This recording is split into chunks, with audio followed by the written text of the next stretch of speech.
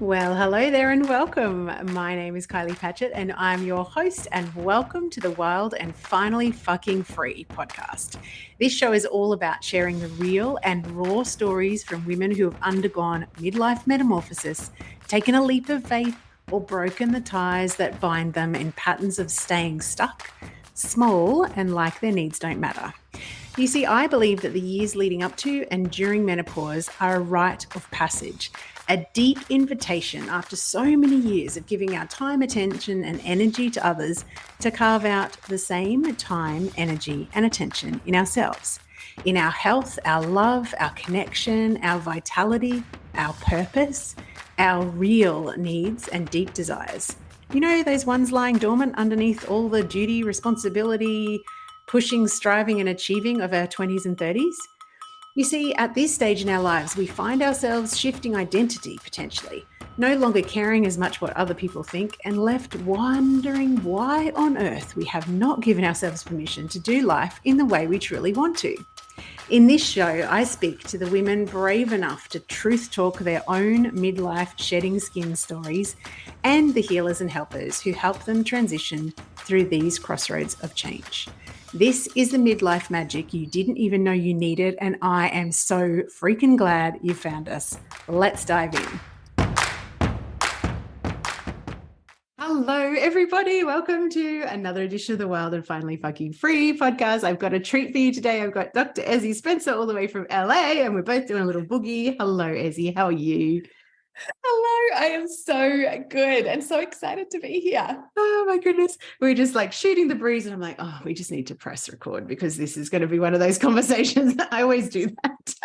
I'm just going to start with a caveat of I haven't had much sleep. So let's just hope that we have had. I just did a solo episode and explained, but yes, I got woken up by shattering glass because my lamp fell off my bedside table, as I was just describing. So weird start to the day. So anyway, let's dive in. Could you please introduce your beautiful self to our guests? I'm so fascinated by this lamp as well as the story. I feel like there's going to be some... There has to be a reason message. Why. Yeah. At 4:09 or whatever it was in the morning that I get woken up by shattering glass. I'm like, whoa, okay, that's quite kind of... Anyway. Back to you. It feels like someone's trying to get your attention. Yep. So I am an author. I'm a coach. I help brilliant magical women to create love. Primarily, I work with a lot of women after they have experienced toxic relationships or the types of relationships which have just been, not what they thought relationships would be all about. And so that's the primary aspect of what I do work-wise. And I am fascinated by the fact, I always feel like there's a thread through everything that we do anyway that leads us to where we inevitably will in life. And I feel like you are smack bang where you're meant to be, but you didn't always do this. What was your very original profession? It's like I want to put you in the phone booth and the super Ezzie. No, you're super Ezzie now. So introduce us to Lois Lane. It's going pear-shaped. I'm like seeing like the glitter. I'm, seeing all of the sparkles. I'm going to get you a out. cape now. I'm here for it. Oh my gosh, so fun. Well, yeah, people are often surprised to hear that I started out as a human rights lawyer. So totally different career on one level. And then to your point about the golden thread that runs through it all, I specialised in supporting women who'd been subjected to domestic violence and sexual assault. That's what I did my Ph.D. in. Became really interested, particularly through the Ph.D., which is in Therapeutic Jurisprudence, which is all about the law as healing. Thank you very much. Think about the law. Before we started recording, I was like, what the hell does jurisprudence mean, Ezzie? Thank you for clarifying. Yes. We don't often think about putting therapy together with the law or therapeutic, therapeutic dimensions of the law is not something that we consider as something within the law's possibility. But given that the law often has very anti-therapeutic consequences, or it's quite traumatizing, re-traumatizing, in fact, for people who have been subjected to violence and abuse and so forth. So, it's a worthy inquiry and discovery. I thought at the time, I mean, this is over 10 years ago that I started my PhD, and I think this is starting very, very, very, very, very slowly starting to trickle through in terms of the changes to law and policy and structure and regulation to really make the process, a little bit better, or at the very least, like not compounding the awfulness. Yeah, well, before we started recording, we were talking about this, and when I was giving expert witness testimony back in I left forensic in 2003, so holy moly, I'm old. Anyway, I feel like I'm 510 today, but back then, lamp. I know. Anyway, just have to not think about it, Ezzie. I'm going to message you, and I'll be like, now I know what the lamp was about. There's going to be something big. I don't know what it is yet. Hopefully, it's good. It's definitely good. It is definitely good. We'll just. But yeah, back then, the attitude, particularly of a defense barrister, was just to disparage the witness. So to just discredit, undermine, diminish. And of course, that's re-traumatizing. And most of the cases that I dealt with were major crimes. I later moved into kid crimes, so that was different again. But violence done to people, violence and terror causing, very, very traumatic violence, and then having to repeat it and actually have your point of view and your experience undermined by someone that is horrible. So the whole concept of the law as a vehicle for healing, I'm like, what? Tell me more. So what made you, when you studied law, what made you want to go into human rights first? Because I feel like this is the golden thread. I want to be pulling out this golden thread to super easy. Yeah. Oh my gosh. Yes. It's a great question. And I actually had an accident when I was 22. So I was just in the final stages of law school. Yeah. And I was actually told I might not walk again. So I spent around 9 months not being able to walk. And because the law school that I was at used the Socratic method, which, I mean, at the time, this is 2 decades ago now, there was no internet online learning, and the Socratic method meant it was small group teaching. You had to be there. So I had to withdraw from law school for that period. So I was literally like at home in bed, undergoing sort of several surgeries. And I was, I guess, looking for a way to transform what I was experiencing, a huge amount of pain and suffering, like transform that into something. Yes. I was wanting to channel that in some way. And so one of the things I did is I emailed around a bunch of community law centres associated with the university that I was at, which was the University of New South Wales in Sydney, Australia. And the law centre that wrote back was the Indigenous Law Centre. And so I started volunteering there. That's where I met my mentor, Professor Megan Davis, who's one of the leading voices for the voice currently in the campaign to amend Australia's constitution. And I've worked with Megan for 20 years, and it started there. And so I started to understand through a process of volunteering, and then later I became the chief editor of the Australian Indigenous Law Review, that just the Australia that I thought I was living in, that at the age of 22 as a white woman, I'd been brought up to believe Australia was not the same Australia for everybody. No.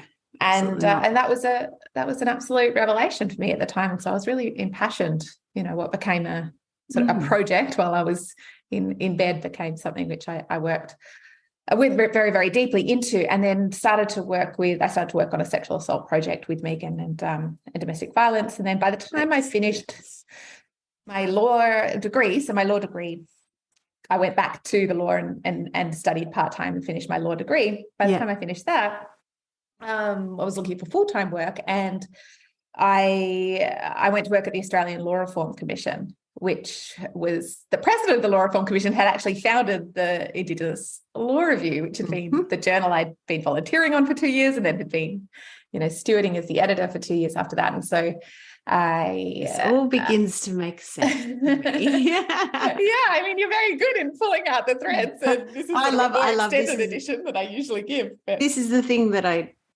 love about these interviews, is because there's something in my awareness at the moment, like the wise woman inside of me that's calling me from the other side of menopause is like, there's always a thread, and we're called and we're called and we're called. And it's just like, oh, goosebumps. Oh my gosh, me too. Yeah, just it's this inevitability of that.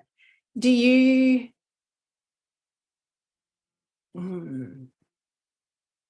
look back at the accident? How do you look back and see the accident? I'm not going to put words into your mouth.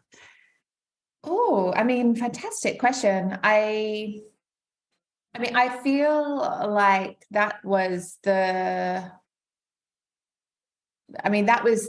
event that set my life in the direction where I am now. I mean, I can't even like begin to express how profound it was for me at a relatively young age to experience a loss of trust and faith and ability to be able to rely on my body physically. That's massive. Yeah, and something you take for granted at 22, right? The invincibility of youth. Yeah. Exactly. Yeah. And then from there, I obviously was set in a completely different career trajectory. I was working at a corporate law firm at the time. So this put me in the direction of human rights law and social justice. I could never see you in a corporate law firm. Sorry, I just spoke over you. But could you see, like when you look back, do you imagine the fork in the road? I mean, these are all hypothetical questions, I know, but can you imagine 22-year-old not having had an accident, Ezzie, going down the corporate law? I definitely can see an alternative timeline where, I think at some point I would have woken up and wondered what I was doing. But maybe you just woke up faster. I think I just woke up faster. And I mean, I'm tremendously grateful for the accident. Like I do truly believe like that was something which, came from the divine to set me on the course, which ultimately has led me to live a life which is just so unbelievably strange and weird and magical and sustaining and fulfilling. Yeah.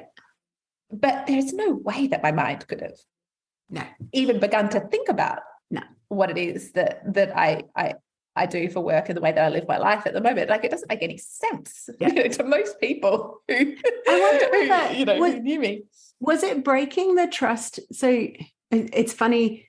I wanted to ask before, do you look back and are you grateful for the accident? But I'm always very aware that I don't want to be, I don't know, like forcing someone to be at a point where they've had this deep surrender, because this is not my story, it's your story. But looking back now, now that you've said tremendously grateful, I wonder whether losing the faith in your body and your health, like all of those things that are just assumed, did that break something in a good way? Did it break a barrier in a good way about life not necessarily going down? I just feel like, excuse me, I'm not phrasing my question very well, but a lot of us are given this kind of, you go to uni, you get your career, you meet someone, you get married, you have the white picket fence, you get the dog, you have the 2.5 kids, blah, blah, blah. Is it that mold was broken already very early that opened up to the magic of how you live now? I wonder. Yeah, I think that's exactly what it was. And I mean, I think it's sort of a funny thing, Kylie, because I believe that I knew that at the time. Like I had a knowing about that at the time as well. I didn't know where it was going to lead, but it certainly allowed me the grace, I suppose, to start following the crumbs. I just love that language. The grace to follow the crumbs. All right, let's follow that crumb. So how do you get from there, having done the PhD and so understanding how you said so much passion, and actually also relating I'd really love to interview Megan Davis now that you're saying that. I have just become very aware this year that, and I'm really ashamed to say at almost 50, or 48, but almost 50, I'm going to round myself up, that I also really, really incorrectly understood Australia to be the same for me as it was for other people.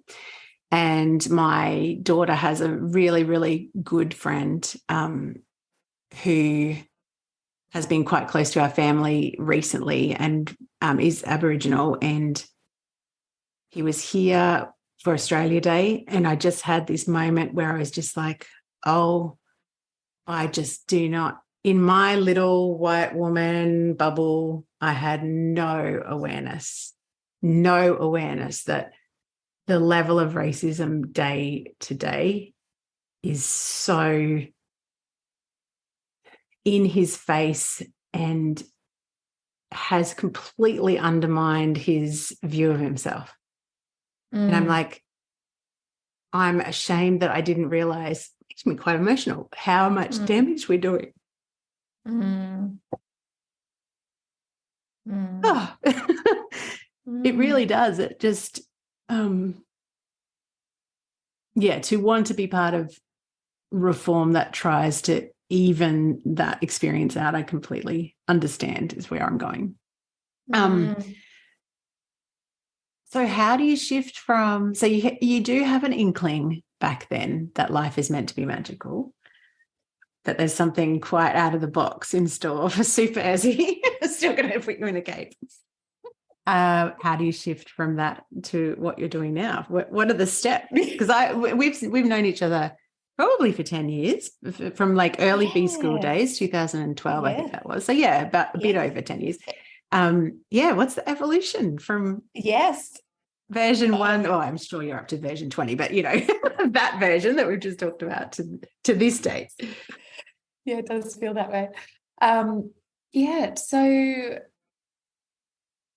I guess just the one little piece, the nexus, when I went to work at the Australian Law Reform Commission, which is it's a federal government body tasked with reforming Australia's laws to make sure they're up to date, effective, just, and in line with Australia's human rights obligations. So that's where I started working on a national review of family violence and domestic violence and sexual assault laws. That's how I discovered therapeutic jurisprudence.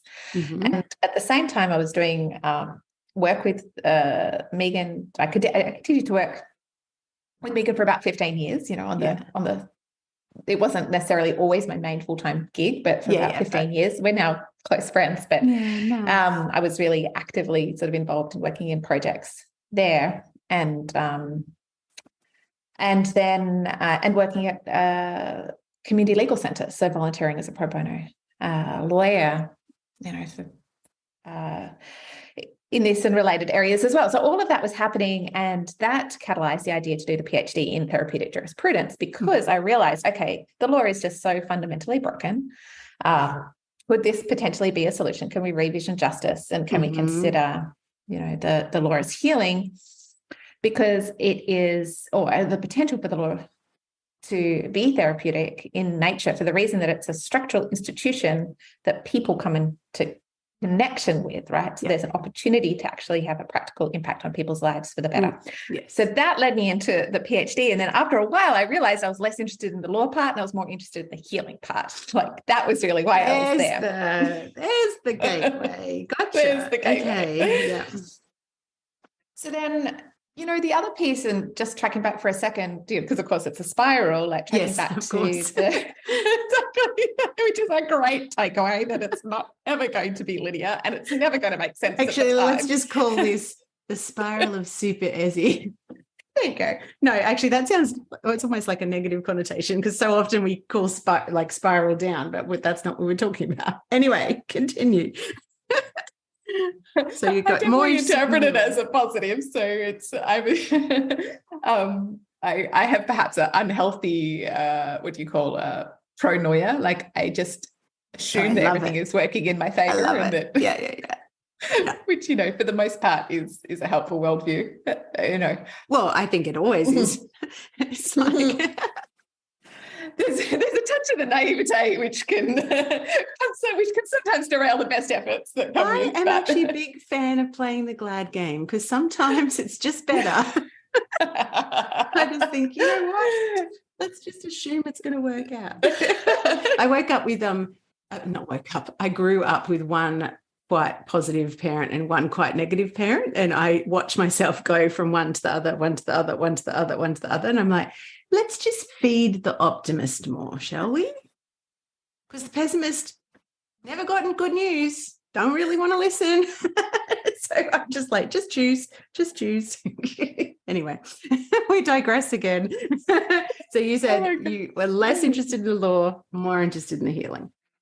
I realized that was my calling, was the healing aspect. And part of the recovery process of the accident had led me towards all kinds of alternative healing modalities as well throughout my 20s. So I'm, by the time I hit 30, I've been deep in a Vipassana meditation practice for several years. I have been, I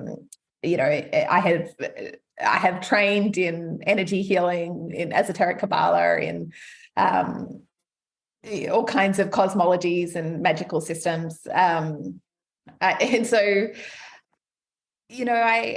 I had always had a fascination as well with the moon cycle. That had been something which had always, as a little girl, like captured me, and I'd always, gravitated towards anything, the tarot, the eating, astrology, like everything that I could, I had gravitated towards and had very actively engaged with a lot of those systems throughout my 20s as a way of making sense. Yes. As for what had happened, to find meaning, That's exactly. And so, and so I started to track the moon cycle when I was working in law, because I, as someone who was incredibly passionate and driven and also really activated and inflamed by the amount of injustice in the areas that I've described, but I burnt myself out, right? I was doing very meaningful work. Yeah, but so I completely and absolutely burnt myself out. Yeah. It came at a cost. And so one of the things that I was thirsty for is really understanding a little bit more of the feminine wisdom, or the feminine way, or the way of being and still being impactful, but by not sacrificing myself in the process. Oh, you're speaking my language. I feel like this accident just has given you it's like a Monopoly game, but you've gone up like 8 levels at 22. Because, usually what you're describing, a lot of people that I know, including myself, start to try and make sense of things in their 30s and 40s, because that's kind of like where there's space and grace a little bit, maybe. But yeah, it's like you went through the eye of the needle much earlier on in life, which comes with a great gift. That's so cool. Tremendous gift. Yeah. And I'm so grateful, because it happened for me at a time when I had actually a huge amount of energy. I had, the energy and the naivety of youth. And I didn't have responsibilities and obligations. I mean, I put myself through law school. I was financially responsible for myself, but I wasn't in a place where I had to take care of anybody else. So, I really got to pursue, I got to pursue the spirituality. I got to pursue the career and the justice and my PhD. All in. I got to go all in. That's an incredible luxury. I certainly don't have the energy to do it now. Oh God, no. Jesus. It's just thinking about all of the things that you just said, I was like, oh, I'm tired. I need a nap now. I know. Without a lamp, preferably, and without a cat. Anyway, it's a whole other kettle of fish. Oh, dear. I love thinking about the cat. So yeah, I think so just sort of setting the stage for the fact that I started to talk about, my more spiritual side of life when I was doing the PhD. And that was particularly the case because I had more space and more time to be able to set up a schedule that actually would work for me, rather than being within the strictures of an office environment and having to be at my desk, from 8 a.m. to 8 p.m. And I had more space to be able to to meditate and to go deeper into my own practices, and then to share about what it was that I was experiencing. And tracking the moon cycle was something which I had started to do some years earlier, and found that it was such a beautiful way to understand my own feminine rhythms and cycles. Absolutely. And, I was like, so much power.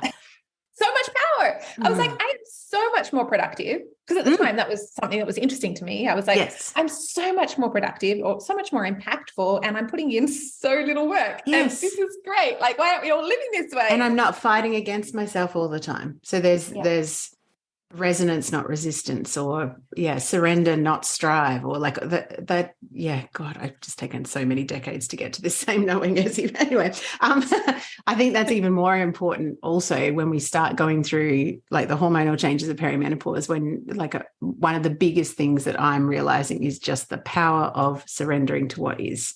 So not making it bad, wrong, it's natural and normal, just like the cycle of the moon, just like this, the seasons, just like we are designed to go through this transition at this age, and it's all perfectly perfect. And in fact, my sense is that there's this powerful portal of rebirthing yourself that happens.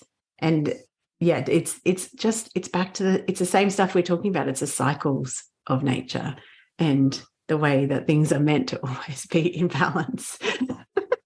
When we just let go. We have this natural timekeeper. Yes. It's the moon. And I mean, also the sun, which is something, we can get to later, because that's actually what I'm cusping on now in terms of my latest exploration. But interesting. I mean, this is just to take the spiral like up a few wild spins. Cool. Because I remember when you first brought out like the lunar abundance kind of, and I was just like, oh my God, I'm fascinated by this. Yeah. So how did that work? Actually, before we get to the moon cycle work, excuse me, I'm interested, when you are studying your PhD and you start talking about the moon cycle, what responses are you getting? Well, I mean, really, really favorable. And I've got to say, everybody has always responded in my world incredibly favorably to the moon cycle work. Yeah. And the reason why that is firstly, I'm not in a corporate law firm trying to talk to hustling litigators, right? Like that's why when I said I couldn't imagine you, because I'm like, I couldn't imagine you in a fluorescent artificial, like an artificial aired, fluorescently lit office from 8 until 8. Like that doesn't fit with the picture I have of you, which is totally my picture, admittedly, but interesting. So people in the field of law that you were in, less, because I'm thinking if you said that to a corporate lawyer, they would roll their eyes. And we are talking in huge stereotypes. So I completely honor the fact that not all corporate lawyers are going to be rolling their eyes at moon cycles, but I'd have to say probably a lot of them.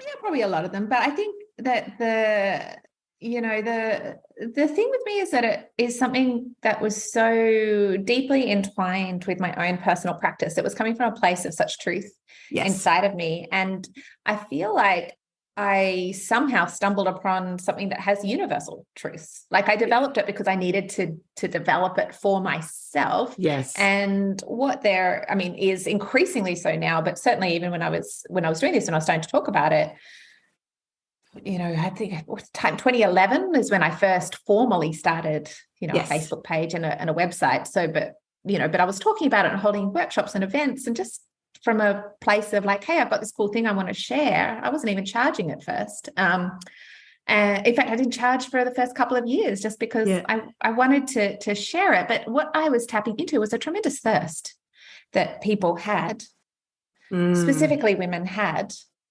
to understand themselves, understand their bodies in relationship to nature, and to work with something which was practical and methodical. And I feel like that's one of the things where I've got, nothing against sort of the new age and angels and, sort of the more ethereal way of engaging with spirit and so forth. Like that's just another track. It's not my track. Yeah. My track is very methodical. It's like, there's a system. This is how it works for me. This is how it is replicable. This is how it is predictable. This is the the understanding that I have underneath parts of that system. And it's just something that people could pick up and use and see positive results in their own lives. Yep. Even if it just was some energy management. Yeah, exactly. I think you've hit the nail on the head there. To me, you have always been deeply grounded in this. So it's not woo-woo, and it's not kind of a theory, and it's not nebulous. It's actually like, this is how it will work in your life. So I think that makes it more accessible for a lot more people.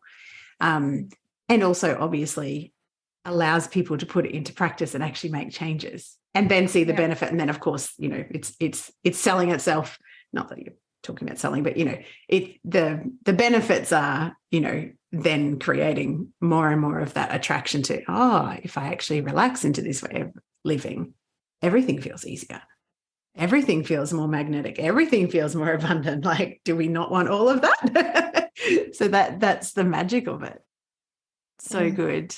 So good, so good. So how has that work evolved? Because you just said you are now spiraling, up-leveling another 8 levels into the sun. Another 80,000 levels, it feels like, because, if the knee was really because that was the main injury that I had. Yeah. Yes. It was, the injury was to my knee and my leg. But, if that was the first initiation, then I'd say that in a way, lunar abundance became the second major initiation of my life.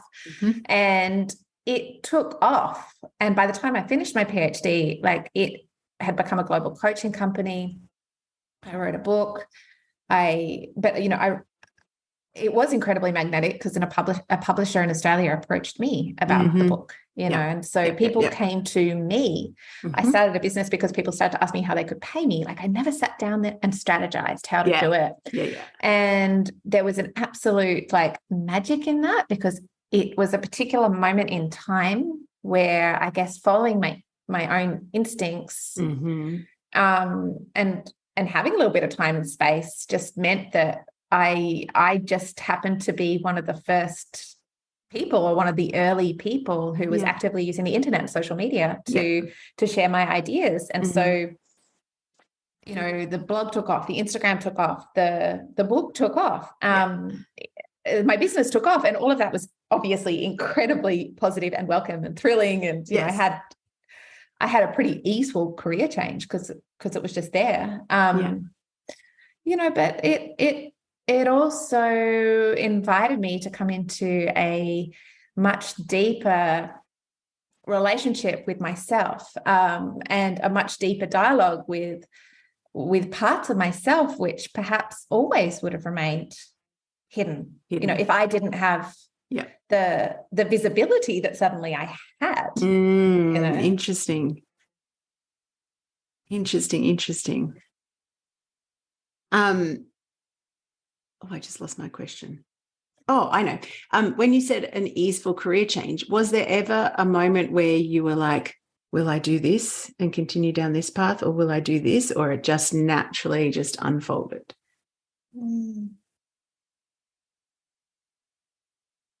It's such a good question, because I'm searching for the moment when I made the decision and I can't even find it. So maybe you just, I feel like one sort of dissolved into another. Yeah, I think so. And I think talking 10 years ago, but I can't underestimate, or I can't even try to, even now if I think about it, now we're used to the internet. Now we're used to things like that. But for me, it wasn't something I ever planned. I wasn't someone who ever sought the spotlight. And I found it it was just I had this, it was just thousands of people would come into my world. And it was I would have so many people reaching out and speaking. It really struck a chord, but struck a chord globally. Yeah. The book and the sister books sold 40,000 copies. And that was just it's the amount. And also it came from a service-based perspective, right? I wanted to show up and be of service and to help. Yeah. And so when you have tens of thousands of people coming into your world, all asking for help, and my default setting was to show up and help. To help, yeah. It was extremely confronting and challenging for me, actually. Would have been. wonderful and magical. Yes, but like I didn't have a lot of time to think in the process. I feel like I was on a runaway train. That's how it felt. So I didn't sort of sit there and make a decision. Will I do this? Will I do that? Yeah, it was like the train had left the station. And I am on the train, like it or not. I am on the train. I may be only hanging on by one hand, but I'm on the train. Exactly. Oh my goodness. Has that softened? Obviously now it's a new, like, it's a new normal 10 years down the track. I'm interested to hear how the next sort of stages of your work develop. Is it in a response to something that's internally a wisdom that is coming out of you, or is it this dialogue between these thousands of people that are looking for, they've found the one piece, they're asking questions, which then leads you to develop something else, or what's the magic behind, or just, again, trusting your instinct? Yeah, it's a great question. And like, I suppose the reality of all answers, it's very multifaceted. And so I feel like a few things happened. One is that I got a US book deal, and I'd always wanted to move to New York. And then that opened up the opportunity to get the visa, because with the US book deal, I was able to get a certain category of visa that allowed me to move to New York City. And when I moved to New York City, I became a resident at something doesn't exist anymore. Unfortunately, we lost that during the pandemic, but it was a major hub, like in the middle of Manhattan, a major spiritual consciousness hub in the middle of Manhattan. That's where I had a residency. So I was there every day. And my life just completely, went to the next level of expansion. And I started to really, yes, I mean, okay, so that was one thing. I suppose the other thing, which I'll mention as part of sort of the many things that created the perfect constellation for Relove to be born. I had to do my self-love work. Like, I had to understand what were some of the blocks or barriers to my own sense of self-worth, because I wasn't fully deeply inhabited in my self-worth. Like, lunar abundance was really, for me, a practice of self-knowledge, ultimately creating personal power, right? But what I didn't have was deeply grounded self-worth. And so, or I'd lost connection with that. That's a very important distinction, isn't it? Yeah. And so love and power, I had the power part, the personal power part. Power. And that made me tremendously magnetic. But in terms of the self-love part, like, that was the major deficit. And of course that makes sense. If you look back, like, why was it that I was so attracted to and so deeply immersed in domestic violence, sexual assault, and damage, inside of partnership and relationship, romantic relationship, inside of the family unit? Like, I had worked for years in that context. And so, it was definitely an invitation for me, after the book was published, to pause and to pull back and say, oh, like, there's a lot of blind spots that I have in terms of my relationship with myself. Yes. So I went and studied positive psychology because I needed to understand myself on a deeper level. And I didn't want to do that through the spiritual world, because I'd done a lot of that through the spiritual world. So I knew that I needed something else. I knew I needed more enhancements, or just different additions to my toolkit. And I wanted a little bit more grounding, quite honestly, because I was experiencing things where I needed help. So, that's really, so that happened. The book's published, books published started 2017. I moved to New York in 2018. I'm studying psychology, positive psychology. I go and I do that in 2017, and really cultivating self-love, self-compassion, and self-forgiveness.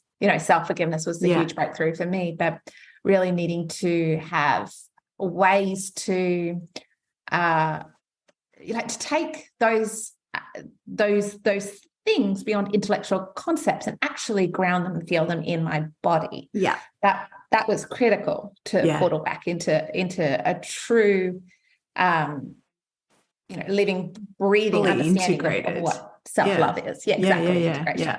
So when you describe, so the lunar abundance, personal power, high magnetism, receiving lots of requests a growing business, lots of, I don't want to say the word demands because it doesn't feel that strong, but that like, I need help, and your,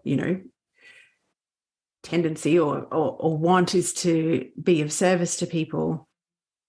If you don't have the grounding of self-love, is there a lot of, I'm just imagining without self-love and self-worth, there's that almost like an imposter complex, or like, can I really receive this? Do I have the capacity to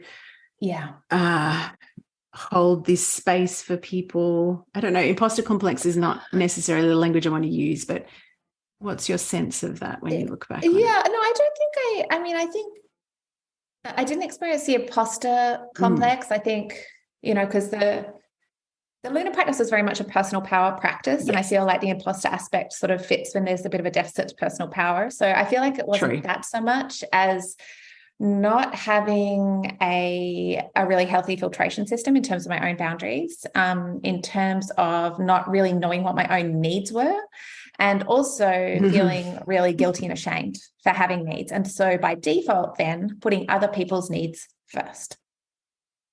Where did the guilt and ashamed, if you're happy to share, where did the sense of guilt and being ashamed about having needs come from? I would say not even from this lifetime. I just think that was something that was so deeply ingrained. And in fact, the core method of relove, not to jump too far ahead, No, go. I think it's relevant in answering this question. The core method of relove is called the unconscious vows, and that's the latest book that I've just written. And so the unconscious vows is the practice which I developed to surface any blocks to self-love or personal power. And if it's a block to self-love, then it's going to be grounded in guilt or shame, for the most part. And so really surfacing that without necessarily needing to know exactly where it came from, although that can be a helpful inquiry in some cases. But a lot of the time, these are things that we've inherited, from our ancestral line. It's things that picked up from the collective unconscious. If your belief system extends to it, maybe they come from past lives, like the parallel lines, who all of the above. All of the above. All of the above. But I think we come on with stuff on our tape, and then I think that life experiences tend to compound and amplify. Some of those core wounds. When you say so blocks to self-love, you say guilt and shame. I've never thought about it in these terms. So if what turns up if you said the imposter complex is more to do with a lack of personal power. How else does that turn up? Because I feel like these are the blocks to power. Yes. Yeah, fear and anger. And I would say that, and I also don't want to pathologize emotions. I feel like they all have really important, parts to play as well. But when we're looking at the default or the root issue, which, shows up in ways which are then impeding, full expression of ourselves. And we're not making the emotion bad. What we're saying is it's almost like that disproportionate response and the default response that is like, oh, here we are back again. Oh, here we are back again.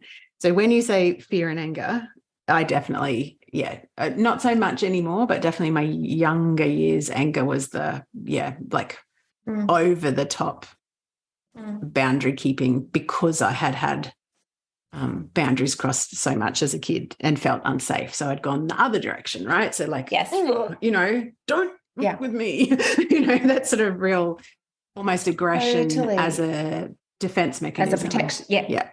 Defense protection for sure. So tell us more about, I was just saying how much I'm in love with your graphics on your website. You've got this beautiful, so there's an infinity symbol. I'm going to try and explain it. So infinity symbol, there's a heart in the middle with the word love. And then on the left is power with a moon symbol and stars. And I love how I'm doing all the hands, and most people will be listening to this. So anyway, you enjoy the hands, Ezzie. It's for you. And then on the right, I'm delighting in it. In every swoop. Wax on, wax off, wax off. On the right, there is a sun and the word peace. So can you, I am thinking that symbol is very much about the interplay of all of those things. Can you bring it all together for us in terms of, I really want to get to the sun work, because I feel like that's where the breadcrumbs are leading me. So whichever one you would like to answer. So the unconscious vows, sorry, just before you do answer that. is about self-resolution. So coming to terms with where old patterns have come from and healing them. How would you describe it? Great question. I'd say it's around resolving internal discord. And yes, go. Yeah. I mean, I feel like, so lunar abundance, personal power and self-knowledge, real love, self-love, and ultimately love, and then the unconscious power, self-resolution, ultimately resulting in inner peace. And a lot of the time we just don't have that internal state of inner peace or contentment. What it is that we have is a state of internal strife. Yep. For so many people. Absolutely. For so many people. Yeah. Oh, I love it. Okay. Over to this beautiful symbol. So the interplay of the power, love, and peace, thinking about all of the bodies of work together. So we've talked about, personal power with no self-love is, ungrounded, and lots of self-love and no power is in the other direction where there's boundaries being forced either way.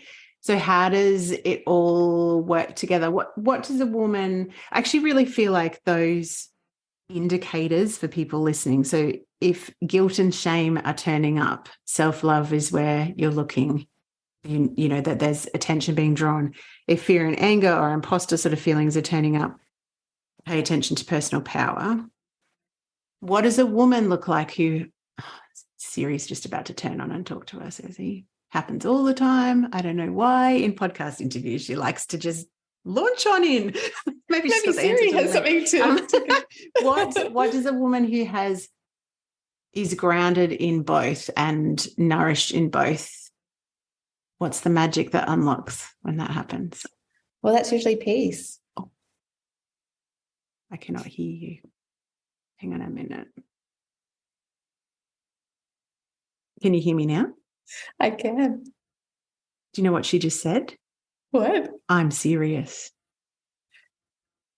Okay. I'll just go back and edit you out.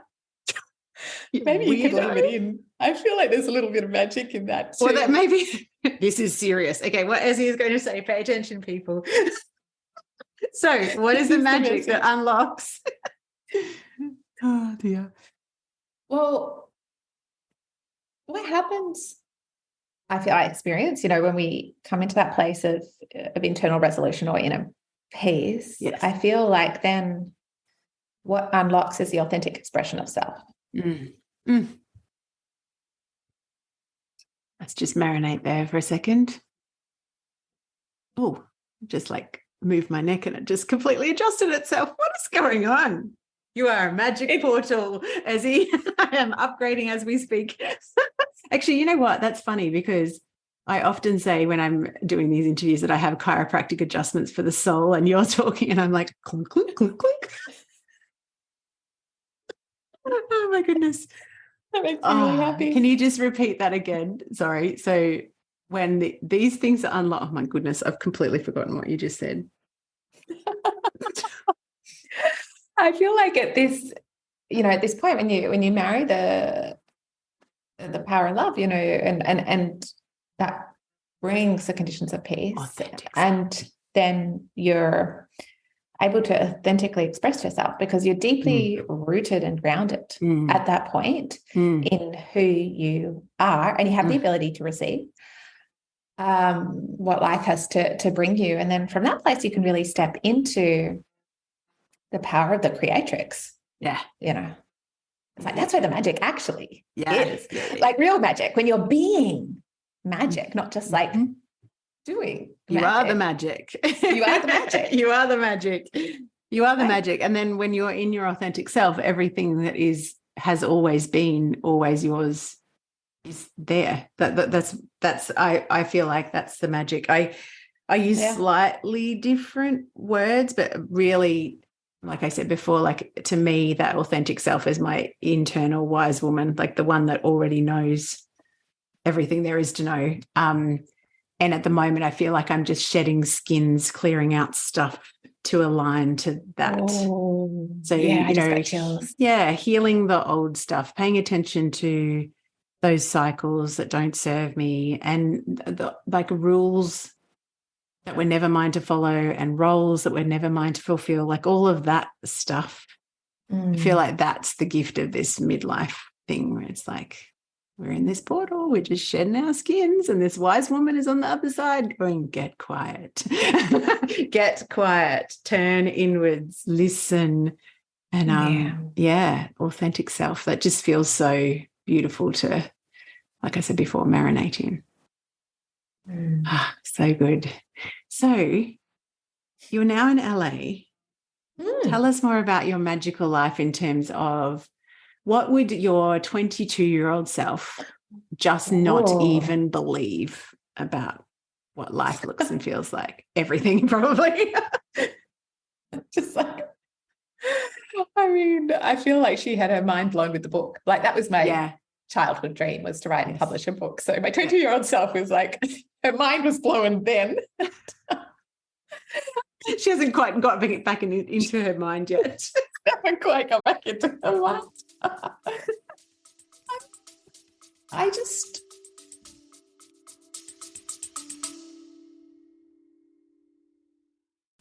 Hey gorgeous, we interrupt this gold for a delicious invitation. If your whole body has been whispering more lately, more voice, more truth, more satisfaction, more clients of the soulmate variety, more cash, more you, then this invitation is for you. Potent, my sister mind is officially open. This is my high touch, holy fuck, I'm ready sister mind for rebels in good girl clothing who are done outsourcing their power and diluting their magic to fit into someone else's business formula. If you have been craving a space where your strategy, your voice, and your energy all get to be offered, honored, refined, and amplified, this is it. Inside of Potent, you'll get my eyes on your business every single week, copy mentoring, and that is for brand copy and content storytelling that turns your truth into client catnip, energetic recalibration that helps you unhook old learned limitation patterns, keeping you quiet, not being seen, not being heard, real-time, high-touch, one-on-one coaching that actually sees the bigness of your vision, and the kind of sisterhood that does not flinch when you show up in your full, messy, brilliant, phoenix rising from the ashes glory. This isn't surface level support. It's deep, potent, paradigm shifting work that changes who you are as a woman in business and a woman in life. We start in August. Early open access is open right now. For the month of June 2025, inside of this early access open doors period, you will receive juicy bonuses, extended payment plans, and access immediately to my entire library of storytelling gold. You'll find all the juicy details at kyliepatchett.com/potent. And we fill spaces, and there's only 10 of them, and more than likely only 5 by the time you listen to this, because by that time I will have offered them to the existing cohort, the beautiful original OG circle. We do actually take applications on a first come, first served basis. So come and apply, and let's get back to the magic of the episode.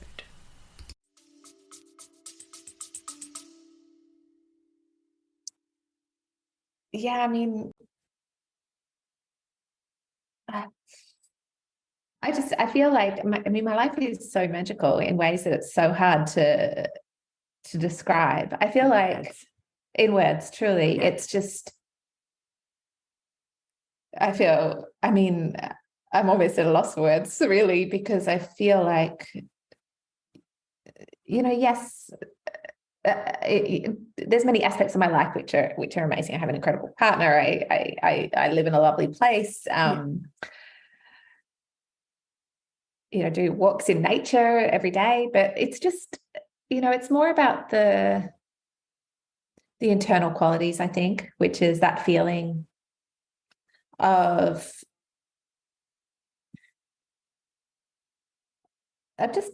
feeling like I've done what I came to do. And there's such an incredible feeling of internal satisfaction, fulfillment, peace, contentment. Like my internal state is so relaxed. So good. Yeah. You always look like that. Like that's what I always feel. I don't mean visually look. I mean like to me, your energy in photos, just relaxed and receptive and joy. I was, when I was thinking about interviewing you this morning and I'm like, oh, I'm just going to be smiling the whole time because she smiles all the time and then I smile all the time. I'm just going to bounce back and forth. But that it is deeper than, joy is such a beautiful thing to experience, but what you're talking about is that internal, it's like that depth of contentment and fulfillment and deep, knowing you've done what you came to do. That's a pretty bloody special thing to experience. So yeah, I feel like, another quality is trust. Like I just feel like I just trust. I just trust myself and I trust life. And that may seem like a bizarre thing to say in the current moment, quite honestly, because I do not believe it is bizarre at all. If anything, it is more important. Trust myself and trust life. I love that. Yeah. And also, I trust what comes at the end of life as well. I think that's another thing as well. I trust death. I trust the beyond. There's not a sense of time running out, or I suppose that's it. Yeah. I feel the same. I don't have any. I don't know. It's funny. My dad was 55 when I was born, and one of the things he always used to say was, well, first of all, memories and memories and love are the most important things you'll ever have. That was one of the key things, which is definitely something that's an anchor for me. And also, when your times come, your times come. Like he was quite a pragmatic person, very realistic, positive but pragmatic, and pragmatic, I should say. But that, I don't have any fear of like, oh, that's not possible anymore because I've only got X amount of years. I feel time stretching, if anything, at the moment. It feels like it's like taffy. I don't know. Maybe that's perimenopause. Maybe it's like, is this ever going to be done? But I feel like, there's a languid quality about time at the moment where it doesn't feel the same as what it used to. Maybe that's just because, my kids are grown and I don't have any day-to-day mumming responsibilities. That's a big thing. All right. So I'm curious. Let's talk about this sun depth that you are. Where's the sun coming in? I'm very interested. Yeah. Well, I feel like, the sun in a way, the unconscious vows, when we're talking about the surfacing anything, which is, living in the unconscious, which may have been a decision that we made or a decision that we inherited, to hold ourselves back or to keep ourselves safe or to keep ourselves hidden or to keep ourselves protected or whatever it is, always for really good reasons. But if there's anything that's running in the unconscious mind, which is countervailing to sort of the conscious wants and desires, then that's going to inhibit progress. It's going to lead to resistance and stuckness and, heaviness, and just not getting results as well.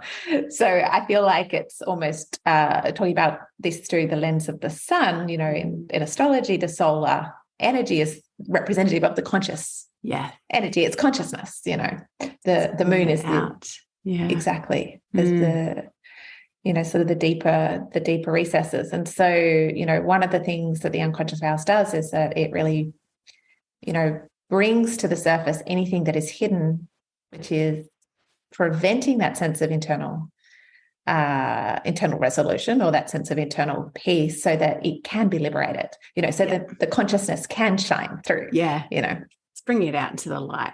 I love Bring it out into the light. So especially as you're talking, what I'm becoming more and more kind of like, there's a picture forming in my mind of particularly when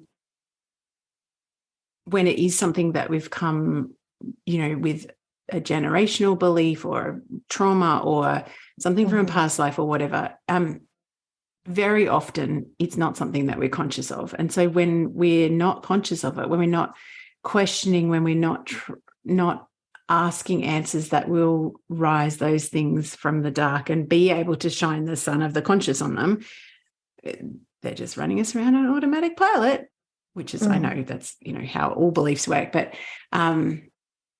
as you're talking, I'm imagining like literal sunlight just glowing onto those things. And I'm like, so good.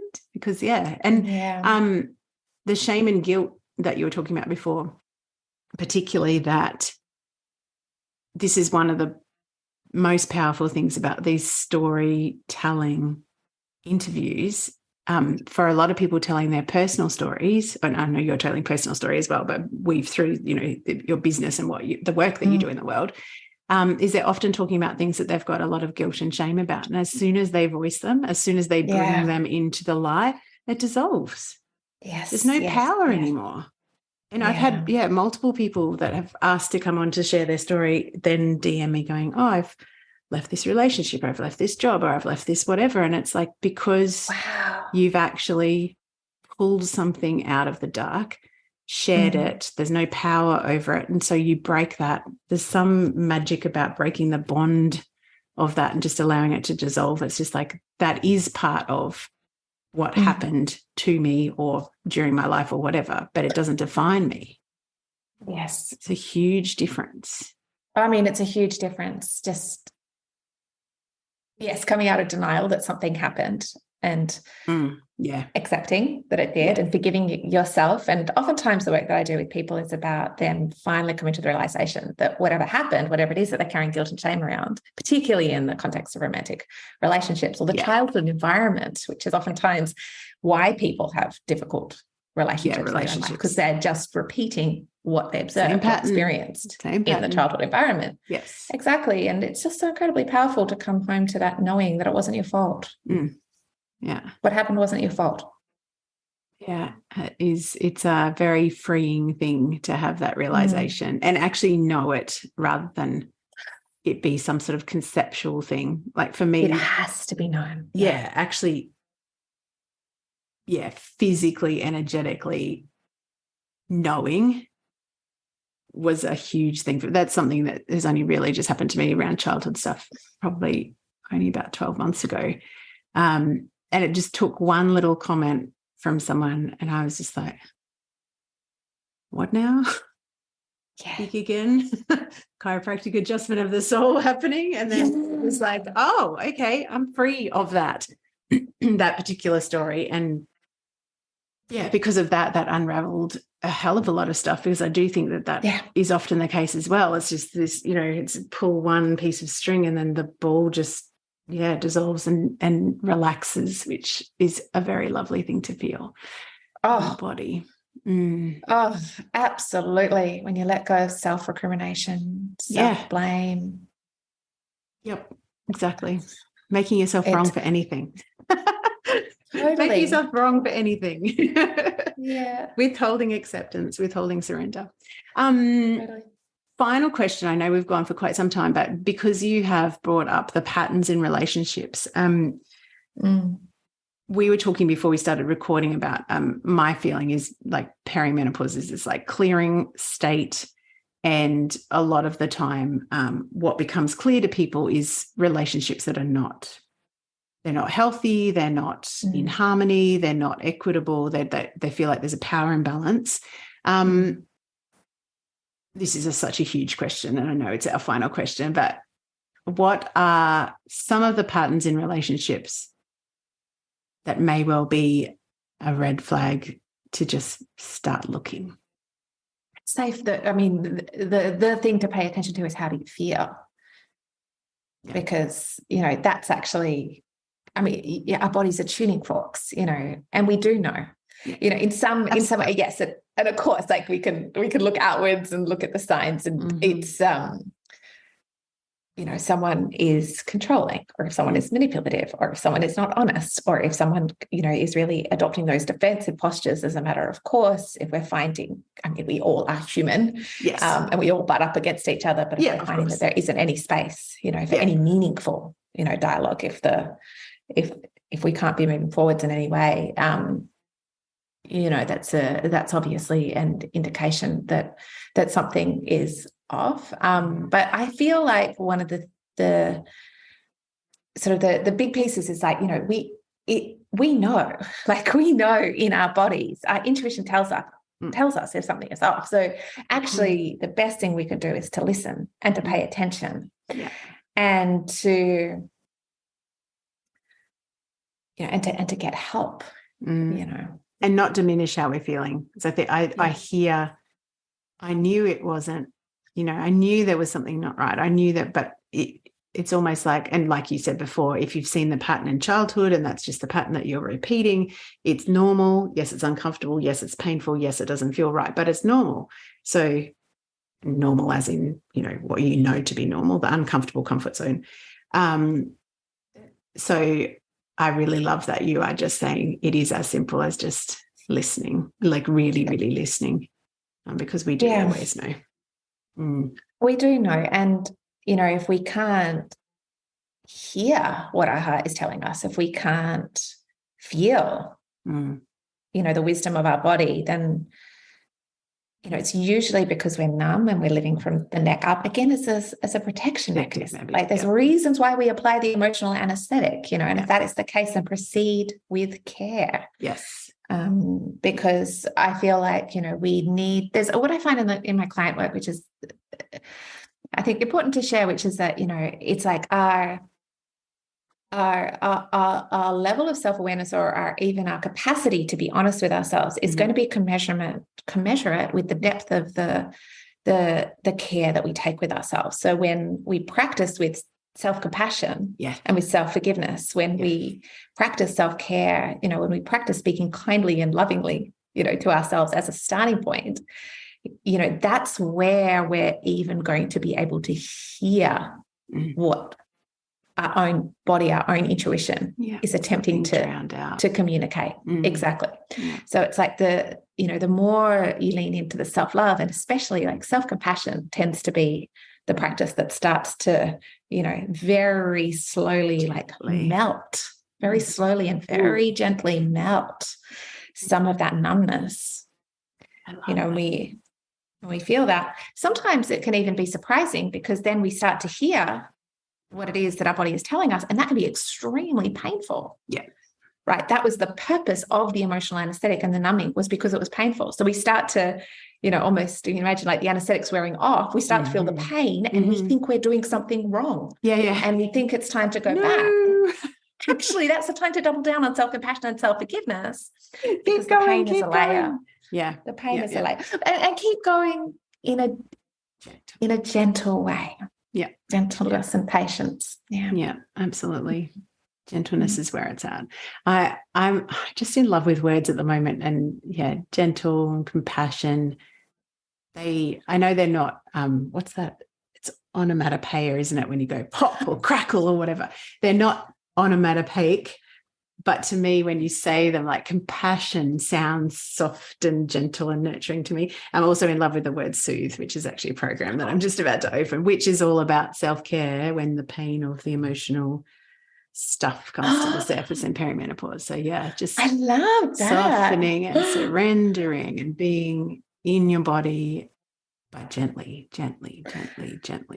None of this hard, fast, quick fix, crazy in and out. Stop. Yeah. Oh my gosh. Well, everybody should sign up and do your program. I'm so excited. It's just critical. Yeah. For the last 2 days, I've been just got a massive download, and I was like, okay, all right, that's what we're doing. Okay. So then she just appeared. Where can we find you and your work in the world, beautiful, super Ezzie? Definitely going to send you a cape. It's got to have symbols on it. And Cats and stars. Yes. Stars, moon, sun, definitely. Stars, moon. Oh, yeah. All right. Okay. It sounds super fun. Well, if you want to see the infinity loop symbol, because I mean, it was an amazing interpretive dance that I got the opportunity to I'm going see. to clip that and I'll put it on Instagram for everybody to see. I love it.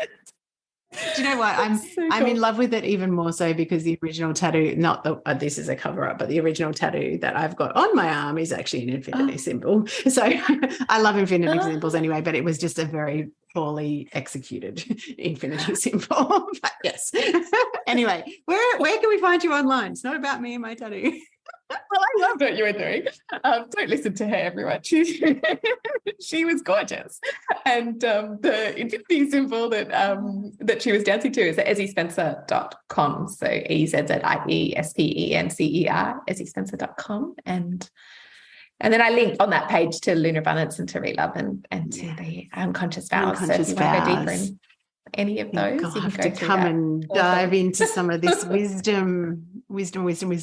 Thank you so much. That was really, really, really fun. And yeah, I didn't know a lot of what you just shared with us about some of your earlier history, but I totally understand the golden thread. And yeah, again and again, I'll see, the golden thread, the calling, and I just love sharing, space and stories. So thank you for being here.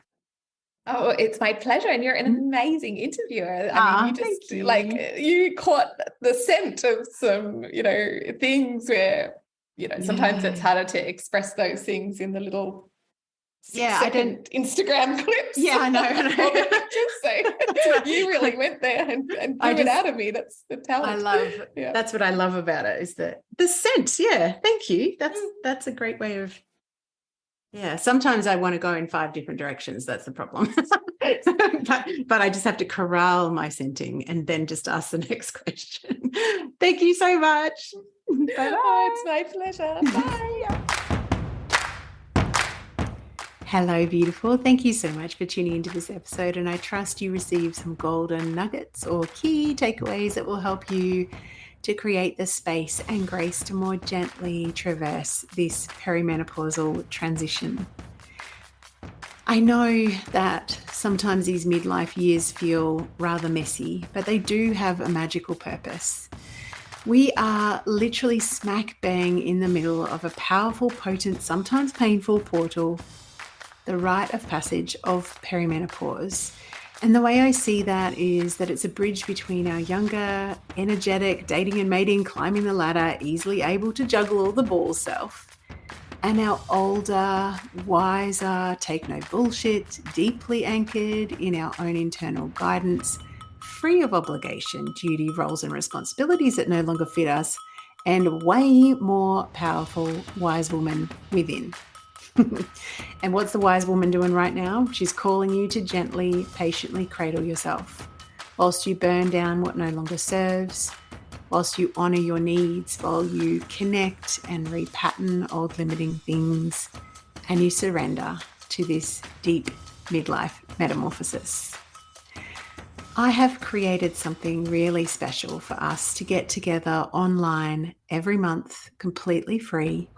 They're called the Soothe Sessions, and it's a chance to join me to create the space and the grace to calm your mind, soothe your nervous system, and learn to feel really safe in your body so that you can let the wise woman have her way with you.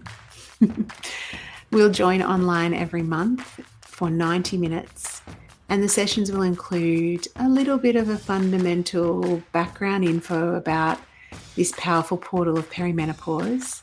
I'll share with you a simple and effective tool from my toolbox to offer you some self-soothing when this tricky transition starts to get you down. And my toolbox includes everything from sleep science to energetic medicine, bodywork, shiatsu, traditional Chinese medicine, oriental psychology, yoga, meditation, breathwork, all sorts of weird and wonderful East meets West goodness. I'll also offer you a high quality question for your self-awareness and growth. And then perhaps most delicious of all, a super relaxing 20-minute restorative yoga or yoga nidra to allow you the space and grace to integrate what you've learnt.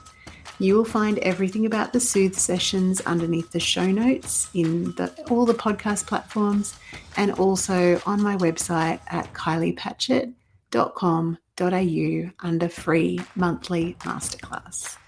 I hope you will take the opportunity to join me. I'd love to meet more of you live, and I will be swapping the time zones around from evening to early morning Australian time so that everyone around the world, including the 29 countries that Zoom on in across Australia and the Asia Pacific region and Europe and the Americas, and even Iceland, which I've just seen today, which is pretty cool. So yeah, the time zones will actually change so that they'll be good for you. And if you register, there will always be a replay. So I hope you'll join me. Here's to you going gently through this midlife metamorphosis, and have a beautiful day. Thanks so much for tuning into another episode, and I trust you're walking away with inspiration, aha, maybe some chiropractic adjustments of the soul where you've realized perhaps some ways that you're getting in your own way, or something that needs to be healed, or something that's calling to you that your heart really, really wants to birth or create or step into in this second cycle of life. And if that's you, I am throwing my arms wide open and inviting you to check out all of the ways that we could potentially partner together at kyliepatchett.com.au. That's my website for the podcast, and also one-on-one and group programs in midlife mentorship, yoga and breath work in specifically designed menopause classes online, and also, super excitingly, a list of retreats around Australia that I have been blessed to partner with some pretty darn spectacular humans who also help midlife mavens through this transition point. So if you are looking for some support, some community, some tools, just a safe place to actually reconnect to who you are, what you want, and come home to your own power and magnificence, I would love to welcome you into any one of those containers. So head on over to kyliepatchett.com.au, and I will be back in your ears very, very soon.